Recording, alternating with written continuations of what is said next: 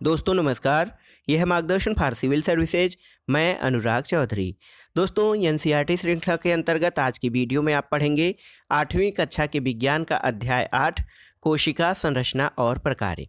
इस अध्याय में आप जानेंगे कोशिका किसे कहते हैं, इसकी संरचना किस प्रकार होती है और इसके प्रमुख प्रकार्य क्या हैं। तो आइए शुरू करते हैं आज का वीडियो। दोस्तों आप पहले से ही जानते हैं कि हमारे आसपास की वस्तुएं या तो सजीव होती हैं या फिर निर्जीव होती हैं, और आपको ये भी पता है कि सभी सजीव कुछ मूलभूत कार्य संपादित करते हैं।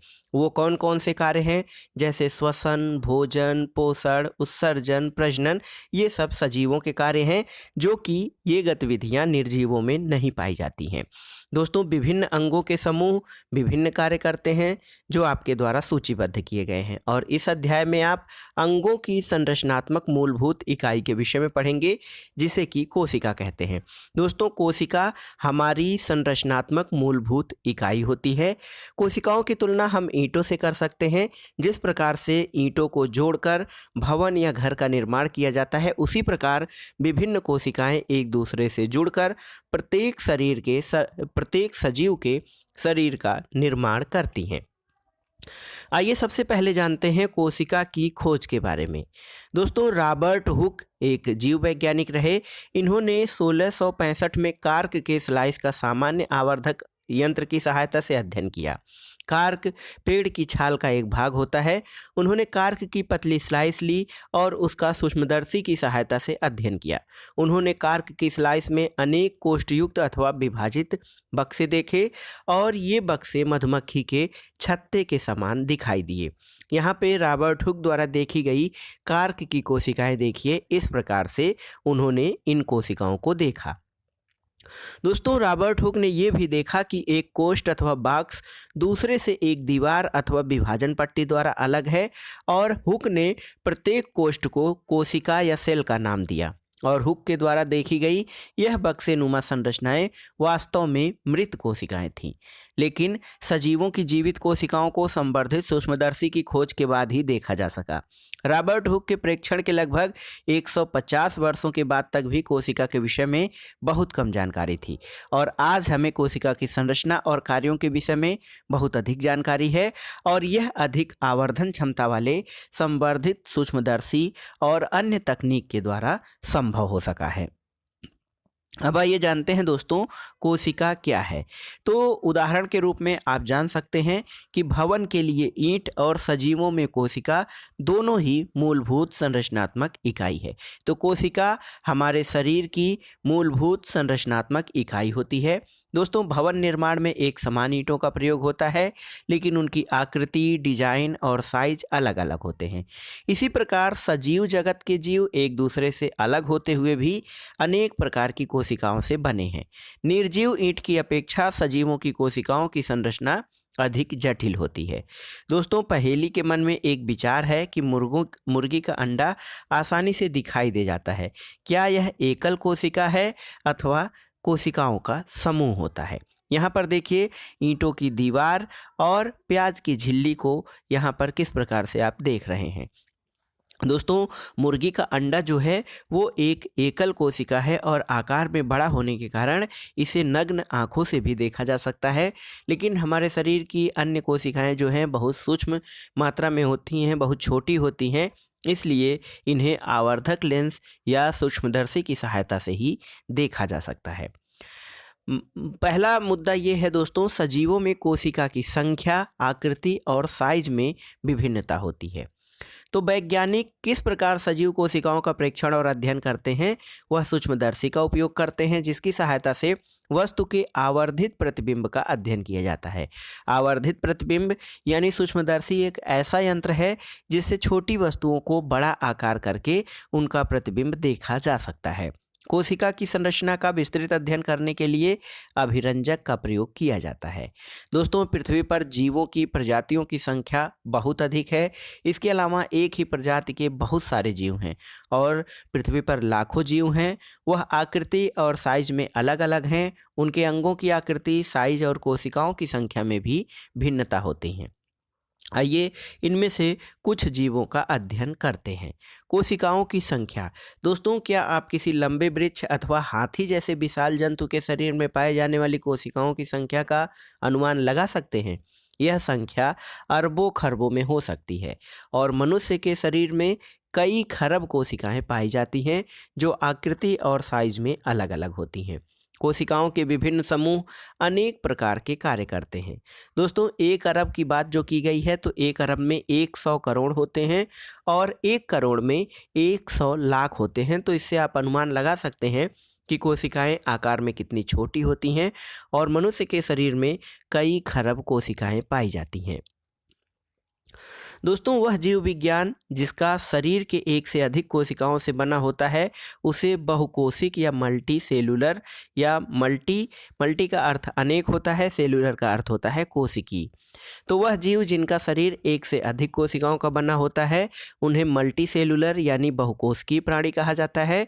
छोटे जीवों में कोशिकाओं की संख्या कम उनके क्रियाकलापों को किसी प्रकार प्रभावित नहीं करती। आपको ये जानकर आश्चर्य होगा कि अरबों कोशिकाओं वाले जीव का जीवन का प्रारंभ भी एक कोशिका से ही होता है जो एक निषेचित अंडा है। निषेचित अंडा गुणन करता है और वृद्धि और परिवर्धन के साथ कोशिकाओं की संख्या बढ़ती जाती है।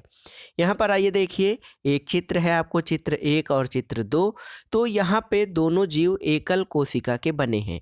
एक कोशिका वाले जीवों को एक कोशिकी यानी यूनिसेलुलर जीव कहा जाता है। तो अमीबा और पैरामीशियम दोस्तों ये एक कोशिकीय प्राणी हैं और इन्हें संयुक्त सूक्ष्मदर्शी या सूक्ष्मदर्शी की सहायता से देखा जा सकता है। दोस्तों, बहुकोशिकीय जीवों की तरह एक कोशिकीय जीव भी वह सभी आवश्यक क्रियाएं करता है जो कि बहुकोशिकीय जीवों द्वारा की जाती हैं। एक कोशिकीय जीव जैसे कि अमीबा भोजन का अंतर्ग्रहण करता है, पचाता है और श्वसन, उत्सर्जन, वृद्धि और प्रजनन भी करता है। बहुकोशिकीय जीवों में ये सभी कार्य विशिष्ट कोशिकाओं द्वारा समूह द्वारा संपादित किए जाते हैं और कोशिकाओं का यह समूह ऊतक का निर्माण करते हैं और विभिन्न ऊतक मिलकर अंगों का निर्माण करते हैं। आइए जानते हैं कोशिका की आकृति। यहाँ पर देखिए दोस्तों, एक चित्र है। आपको इस चित्र में देखना है कि जो अमीबा का चित्र था उसमें आप इसको कैसे परिभाषित करेंगे। दोस्तों, आप ये कह सकते हैं कि अमीबा की आकृति जो है अनियमित होती है। वास्तव में अमीबा की कोई निश्चित आकृति नहीं होती है, ये अपनी आकृति हमेशा बदलता रहता है। इसके मुख्य शरीर के बाहर की ओर परिवर्ती लंबाई के प्रवर्ध उभरे हुए दिखाई देते हैं। इनको पादाव कहा जाता है। दोस्तों, ये जो संवर्धन है या प्रवर्ध अमीबा की गति के समय और भोजन करते समय बनते और बिगड़ते रहते हैं। और अपनी आकृति बदलने से अमीबा को क्या लाभ हो सकता है इसके बारे में जानते हैं। दोस्तों, अमीबा की बदलती हुई आकृति पादाब के बनने के कारण होती है जो उसे गति प्रदान करती है और इसके अलावा भोजन को पचाने में या भोजन को ग्रहण करने में भी सहायता करता है। मनुष्य के रक्त में पाई जाने वाली श्वेत रक्त कोशिकाएं या व्हाइट ब्लड कार्पस जो होती हैं वो भी एक कोश की संरचना का उदाहरण है। वो अपनी आकृति बदल सकती हैं और WBC एक कोशिका है जबकि अमीबा एक पूर्ण विकसित जीव है जिसका कि स्वतंत्र अस्तित्व होता है। दोस्तों, उन जीवों में कोशिकाओं की आकृति कैसी होती होगी जिनमें लाखों कोशिकाएं होती हैं। देखिए, मानव की विभिन्न प्रकार की कोशिकाएं जैसे रक्त, पेशी और तंत्रिका पेशिका ये आगे के चित्र में आपको दिखाई देंगी। और कोशिकाएं जो है सामान्यतः गोलीय, चपटी, गोल अथवा लंबी होती हैं। कुछ कोशिकाओं का आकार लंबा होता है जिनके दोनों सिरे नुकीले होते हैं। इनका आकार तर्क रूप में होता है और कभी कभी कोशिकाएं बहुत लंबी होती हैं। कुछ कोशिकाएं शाखान्वित होती हैं जैसे तंत्रिका कोशिका। तंत्रिका कोशिका संदेश प्राप्त कर उसका स्थानांतरण करती है जिसके द्वारा यह शरीर में नियंत्रण और समन्वय का कार्य करती है।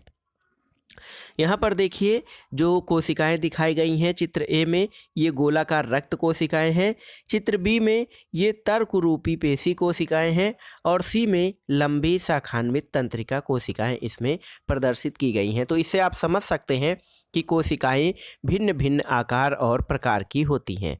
दोस्तों, क्या आप अनुमान लगा सकते हैं कि कोशिका का कौन सा भाग इसे आकृति प्रदान करता है? कोशिका के कई संघटक होते हैं, इसके कई भाग होते हैं और विभिन्न संघटक एक झिल्ली के द्वारा बंधे होते हैं। यह झिल्ली पौधों और जंतुओं की कोशिकाओं को आकृति देती है और पादप कोशिका में एक अतिरिक्त आवरण होता है जिसे कोशिका भित्ति कहा जाता है और यह कोशिकाओं को आकार और दृढ़ता प्रदान करती है। जीवाणु कोशिका में भी कोशिका भित्ति पाई जाती है। आइए जानते हैं दोस्तों कोशिका का साइज। तो सजीवों में कोशिका का साइज 1 मीटर का 10 लाखवें भाग यानी माइक्रोमीटर या माइक्रोन के बराबर छोटा हो सकता है अथवा कुछ सेंटीमीटर लंबा भी होता है। लेकिन अधिकतर कोशिकाएं जो होती हैं दोस्तों वो अति सूक्ष्मदर्शी होती हैं और नग्न आँखों से दिखाई नहीं देती हैं। उन्हें सूक्ष्मदर्शी द्वारा बड़ा अथवा आवर्धित करना आवश्यक है। सबसे छोटी कोशिका का साइज 0.1 से 0.5 माइक्रोमीटर होता है, यानी 1 माइक्रोमीटर से भी 1 माइक्रोमीटर के 10वें भाग के बराबर होता है। दोस्तों जो है सबसे छोटी कोशिका एक जीवाणु कोशिका है और सबसे बड़ी कोशिका जो है वो शुतुरमुर्ग का अंडा है जिसका साइज 170 mm इंटू 130 mm होता है। तो सबसे छोटी कोशिका जीवाणु कोशिका है जिसका साइज 0.1 से 0.5 माइक्रोन है और सबसे बड़ी कोशिका शुतुरमुर्ग का अंडा होता है जिसका साइज 170 mm से 130 mm होता है।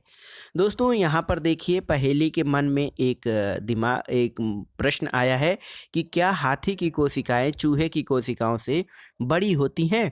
तो इसके लिए किसी कोशिका के साइज का संबंध किसी पौधे या जंतु के साइज से नहीं होता है। ऐसा बिल्कुल भी नहीं है कि हाथी की कोशिकाएं चूहे की कोशिका से बड़ी होती हों। दोस्तों हाथी की कोशिकाएं चूहों की कोशिकाओं से बड़ी हों ये ज़रूरी नहीं है, क्योंकि कोशिका के साइज का संबंध उसके प्रकार से होता है। जैसे तंत्रिका कोशिकाएं हाथी और चूहे दोनों में ही लंबी और शाखान्वित होती हैं और वह संदेश के स्थानांतरण का कार्य भी करती हैं। इतना सब जानने के बाद आइए जानते हैं कोशिका की संरचना और उनके प्रकार। दोस्तों प्रत्येक जीव के अनेक अंग होते हैं और अंगों के विषय में आप जानते हैं कि सम्मिलित रूप से पाचन तंत्र कुछ अंग बनाते हैं। किसी तंत्र में प्रत्येक अंग अलग अलग कार्य करते हैं, जैसे पाचन, स्वांगीकरण और अवशोषण। और इसी प्रकार पौधों के अंग भी विशिष्ट या विशेष कार्य करते हैं, जैसे जड़ जल और खनिजों का अवशोषण करता है और पत्तियां जो हैं भोजन के संश्लेषण का कार्य करती हैं। और प्रत्येक अंग पुनः छोटे छोटे भागों से बना होता है जिसको कि ऊतक या टिश्यूज कहा जाता है। ऊतक एक समान कोशिकाओं का वह समूह है जो एक विशिष्ट प्रकार करता है। दोस्तों जो छोटी बच्ची है पहेली उसकी समझ में आ गया कि अंग हैं ऊतक से बने होते हैं और ऊतक कोशिकाओं से बने होते हैं और सजीव की संरचनात्मक इकाई कोशिका कहलाती है। आइए जिस हम कोशिका की बात कर रहे हैं उसके बारे में जानते हैं दोस्तों कि कोशिका के कौन कौन से भाग हैं। तो उसमें सबसे महत्वपूर्ण है, पहला महत्वपूर्ण भाग है कोशिका झिल्ली। दोस्तों कोशिका के मूल घटक कोशिका झिल्ली, कोशिका द्रव्य और केंद्रक होते हैं। कोशिका द्रव्य और केंद्रक कोशिका झिल्ली के अंदर बंधे हुए होते हैं। कोशिका झिल्ली एक कोशिका को दूसरी कोशिका से घेरे हुए माध्यम से अलग करती है और कोशिका झिल्ली जिसे प्लाज्मा झिल्ली भी कहते हैं ये सरंध्र होती है और विभिन्न पदार्थों को कोशिका के आवागमन का नियमन करती है। देखिए यहाँ पे आपको एक क्रियाकलाप करना है। किसी कोशिका के मूल संघटकों का प्रेक्षण करने के लिए प्याज लीजिए, ऊपर की सूखी गुलाबी परत को हटा दीजिए। इस प्याज की सफ़ेद मांसल परत से चिमटी की सहायता से अपने हाथ द्वारा भी अलग कर सकते हैं। आप प्याज को तोड़कर भी इसकी पतली झिल्ली को अलग कर सकते हैं और प्याज की झिल्ली का एक छोटा टुकड़ा कांच की स्लाइड पर जल की बूंद में रखिए। पतली झिल्ली को ब्लेड या चिमटी की सहायता से छोटे टुकड़ों में काटा जा सकता है। इस पर मिथाइल ब्लू की एक बूंद डालकर कवर स्लिप रखिए।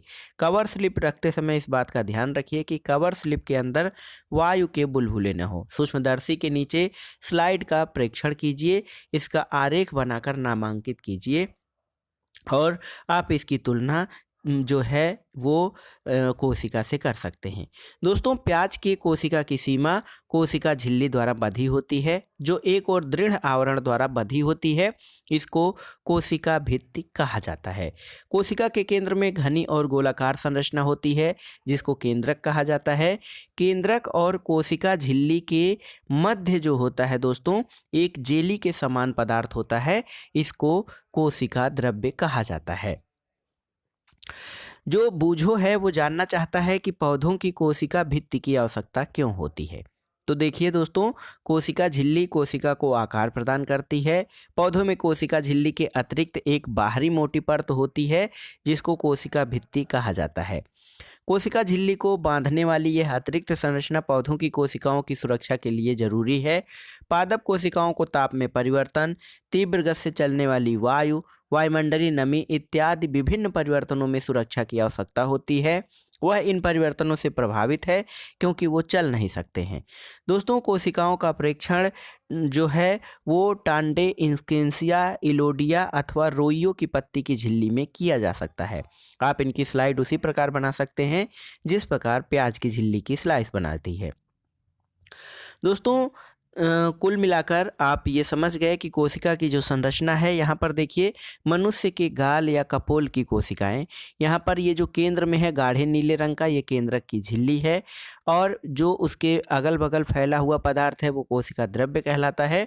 और जो बाहर का आवरण है जो एक कोशिका को दूसरी कोशिका से अलग कर रही है, इसको कोशिका झिल्ली कहा जाता है। कोशिका झिल्ली के बाद आइए जानते हैं कोशिका द्रव्य क्या है। तो दोस्तों, यह जेली नुमा पदार्थ होता है जो कोशिका झिल्ली और केंद्रक के बीच में पाया जाता है। कोशिका के अन्य संघटक अथवा कोशिकांग जो होते हैं वो कोशिका द्रव्य में ही पाए जाते हैं। ये माइटोकांड्रिया, गाल्जी काय, राइबोसोम इत्यादि होते हैं, और इन सब के बारे में आप आगे की क्लास में पढ़ेंगे। अब कोशिका में या जो कोशिका के केंद्र में एक केंद्रक होता है, तो उसके बारे में जानते हैं। दोस्तों, सजीव कोशिका में केंद्रक महत्वपूर्ण भाग होता है। ये सामान्यतः गोलाकार होता है और कोशिका के मध्य में स्थित होता है। इसे सरलतापूर्वक अभिरंजित करके सूक्ष्मदर्शी से आसानी से देखा जा सकता है। केंद्रक कोशिका द्रव्य से एक झिल्ली द्वारा अलग होता है, जिसे केंद्रक झिल्ली अथवा केंद्रकावरण कहा जाता है। ये झिल्ली जो होती है केंद्र में, ये भी सरंध्र होती है और कोशिका द्रव्य और केंद्रक के बीच पदार्थों के आवागमन को नियंत्रित करती है। दोस्तों, जब आप उच्च आवर्धन क्षमता वाले सूक्ष्मदर्शी से देखते हैं तो केंद्रक में एक छोटी सघन संरचना दिखाई देती है। इसे केंद्रिका अथवा न्यूक्लियोस कहा जाता है। और इसके अतिरिक्त केंद्रक में धागे के समान भी कई संरचनाएं होती हैं, जिनको क्रोमोसोम अथवा गुणसूत्र कहते हैं, और यह जीन के धारक होते हैं। और क्रोमोसोम या गुणसूत्र जो होते हैं वो आनुवांशिक गुणों और लक्षणों को जनक से यानी मूल पीढ़ी से अगली पीढ़ी में स्थानांतरित कर सकते हैं। दोस्तों, गुणसूत्र जो होते हैं वो कोशिका विभाजन के समय ही दिखाई देते हैं। जीन की बात आई है तो जीन के बारे में जान लेते हैं। जीन क्या होता है? तो दोस्तों, जीन जो है वो सजीवों में आनुवांशिकता की इकाई है। यह जनक से संतति को आनुवांशिक लक्षण के स्थानांतरण का नियंत्रण करते हैं। इसका अर्थ ये है कि हमारे माता पिता के कुछ लक्षण हमको उनसे प्राप्त होते हैं। यदि किसी के पिताजी की आंख भूरी है तो संभव है कि उसके पुत्र की भी आंख भूरी होगी, और माता जी के बाल घुंघराले हैं तो ये भी हो सकता है कि उनके बच्चों के बाल भी घुंघराले हों। लेकिन जनक से प्राप्त विभिन्न जीन के संयुक्त होने के परिणामस्वरूप कुछ लक्षण अलग भी हो सकते हैं। वंशानुगत अथवा आनुवांशिक गुणों के अतिरिक्त दोस्तों, केंद्रक कोशिका के क्रियाकलापों का भी नियंत्रण करता है। सजीव कोशिका के समग्र संघटक को जीवद्रव्य या प्रोटोप्लाज्म के नाम से जाना जाता है। तो देखिए, सजीव कोशिका के समग्र संघटक को जीवद्रव्य या प्रोटोप्लाज्म के नाम से जाना जाता है। इसमें कोशिका द्रव्य और केंद्रिका द्रव्य दोनों शामिल होते हैं, और जीव द्रव्य को कोशिका का जीवित पदार्थ कहा जाता है। दोस्तों, पहेली ये जानना चाहती है, और आपके लिए भी ये प्रश्न है कि क्या पौधे, जंतु और जीवाणु की कोशिका में केंद्रक की संरचना एक समान होती है? तो दोस्तों जीवाणु कोशिका का केंद्रक बहुकोशिकीय जीवों के केंद्रक के समान सुसंगठित नहीं होता है। जीवाणु के जो कोशिका में केंद्रक होता है उसमें केंद्रक झिल्ली नहीं होती है। ऐसी कोशिकाएं जिनमें केंद्रक पदार्थ केंद्रक झिल्ली के बिना होता है उन्हें प्रोकैरियोटिक कोशिका कहा जाता है और इस प्रकार की कोशिका वाले जीव प्रोकैरियोट्स कहलाते हैं। जीवाणु और नीले हरे शैवाल इसके उदाहरण हैं। दोस्तों प्याज की झिल्ली और गाल की कोशिकाओं जैसी कोशिका में झिल्ली युक्त सुसंगठित केंद्रक पाया जाता है और वे यूकैरियोटिक कोशिका कहलाती हैं। और ऐसी कोशिकाओं वाले यानी झिल्ली युक्त सुसंगठित केंद्रक वाले जीवों को यूकैरियोट्स कहा जाता है। दोस्तों प्याज की झिल्ली की कोशिका का प्रेक्षण करते समय क्या आपने कोशिका द्रव्य के बीच खाली अथवा रिक्त दिखने वाले संरचनाओं पर ध्यान दिया? इन्हें रिक्तिका कहा जाता है। यह मात्र एक एवं बड़ी हो सकती हैं। प्याज की झिल्ली की कोशिका में दिखाई देती हैं। गाल की कोशिका में अनेक छोटी छोटी रिक्तिकाएं होती हैं। बड़ी रिक्तिकाएं आमतौर पर पौधों की कोशिकाओं में पाई जाती हैं और जंतुओं में जो रिक्तिकाएं या खाली जगह हैं बहुत कम होती हैं। दोस्तों ट्राडेस्केंसिया पत्ती की कोशिकाओं में आपने अनेक छोटी रंगीन संरचनाएं देखी होंगी। वे पत्ती की कोशिका के कोशिका द्रव्य में छितरी होती हैं। इन्हें प्लास्टिड्स कहा जाता है। ये विभिन्न रंगों की होती हैं और उनमें से कुछ हरा रंजक भी उपस्थित होता है जिसको कि क्लोरोफिल कहा जाता है। देखिए यहाँ पे कोशिका भित्त है और ये कोशिका झिल्ली है और उसमें कुछ हरा रंग दिखाई दे रहा है यहाँ पे, जिन्हें हरित लवक प्लास्टिड कहा जाता है। दोस्तों हरे रंग के प्लास्टिड्स को क्लोरोप्लास्ट अथवा हरित लवक कहा जाता है और हरित लवक पत्तियों को हरा रंग प्रदान करते हैं और पत्तियों में क्लोरोप्लास्ट की उपस्थिति क्लोरोफिल जो होता है वो प्रकाश संश्लेषण के लिए आवश्यक है। प्रकाश संश्लेषण अथवा फोटोसिंथेसिस की जो प्रक्रिया है उसमें आपने देखा था कि क्लोरोफिल जो है वो बहुत ही आवश्यक होता है पौधों में प्रकाश संश्लेषण के लिए। आपके लिए यहाँ पर एक प्रश्न है दोस्तों, एक प्रश्न कई बार परीक्षाओं में भी पूछा है और आप जानते भी होंगे। क्लोरोफिल में जो क्लोरोफिल होता है उसमें कौन सा तत्व उपस्थित होता है? आपको कमेंट बॉक्स में बताना है कि क्लोरोफिल में कौन सा तत्व होता है। अब आइए देखते हैं पादप और जंतु कोशिका की तुलना। दोस्तों पादप और जंतु कोशिका में कुछ अंतर होता है और इनकी संरचना के अध्ययन से आप देख सकते हैं पादप और जंतु कोशिका में कुछ समानताएं होती हैं, कुछ अंतर भी होते हैं। यहाँ पर देखिए पादप कोशिका और जंतु कोशिका दिखाई गई है। ये जो चित्र है ये पादप कोशिका का है और ये जंतु कोशिका का है। देखिए कोशिका द्रव्य जंतु और पादप दोनों कोशिकाओं में पाए जाते हैं। केंद्रक दोनों में पाया जाता है। दोनों में रिक्तिकाएं होती हैं और कोशिका झिल्ली की भी उपस्थिति पादप और जंतु कोशिका दोनों में होती है। आइए इस चार्ट के माध्यम से जानते हैं कि पादप कोशिका और जंतु कोशिका की जो है तुलना कैसे की जाए। तो कोशिका में कोशिका झिल्ली जो है पादप कोशिका में उपस्थित होती है, जंतु कोशिका में भी उपस्थित होती है। इसी प्रकार जो कोशिका भित्ति होती है वो पादप कोशिका में तो उपस्थित है लेकिन जंतु कोशिका में अनुपस्थित होता है। केंद्रक पादप कोशिका में भी होता है और जंतु कोशिका में होता है। केंद्रक झिल्ली भी पादप और जंतु कोशिका दोनों में होता है। कोशिका द्रव्य ये दोनों में होता है। प्लास्टिड्स जो होते हैं दोस्तों ये पादप कोशिका में तो होते हैं, जंतु कोशिका में नहीं होते हैं। इसके अलावा रिक्तिकाएं दोनों कोशिकाओं में यानी पादप और जंतु कोशिका दोनों में होती है। तो आपने देखा कोशिका और इसकी संरचना और इसके प्रकार। आइए संक्षेप में देखते हैं कि इस अध्याय के अध्ययन से आपने क्या जाना। दोस्तों आपने सीखा कि अधिकतर जीवों में छोटी छोटी संरचनाएं दिखाई देती हैं जिन्हें अंग कहते हैं। सभी अंग और भी छोटे छोटे भागों से बने हैं और किसी जीव की सूक्ष्मतम जीवित संरचना कोशिका कहलाती है। सर्वप्रथम कार्क की कोशिकाओं की खोज रॉबर्ट हुक ने 1665 ईस्वी में की थी। कोशिकाओं की विविध आकृतियां और साइज परिलक्षित होते हैं। विभिन्न जीवों में कोशिकाओं की संख्या अलग अलग होती है। कुछ कोशिकाएं बहुत बड़ी हैं जिन्हें नग्न आंखों से देखा जा सकता है, जैसे मुर्गी का अंडा। लेकिन कुछ जीव मात्र एक कोशिका एवं अन्य जीव अनेक कोशिकाओं के बने होते हैं। एक कोशिका से बने जीवों को जो है उसमें एकल कोशिका में होती है और उसी कोशिका के द्वारा सभी मूलभूत कार्य संपादित होते हैं, जो कि बहुकोशिकीय जीवों में विशिष्ट कोशिकाओं के समूह द्वारा किया जाता है। दोस्तों, कोशिका के 3 प्रमुख भाग हैं: कोशिका झिल्ली, कोशिका द्रव्य और केंद्रक। केंद्रक और कोशिका द्रव्य को केंद्रक झिल्ली अलग करती है। कोशिका जिसमें सुसंगठित केंद्रक नहीं होता अर्थात केंद्रक झिल्ली नहीं होता है, उन्हें प्रोकैरियोटिक कोशिका कहा जाता है। पादप कोशिका जंतु कोशिका से अलग होती है क्योंकि इसमें कोशिका झिल्ली के बाहर कोशिका भित्ति उपस्थित होती है।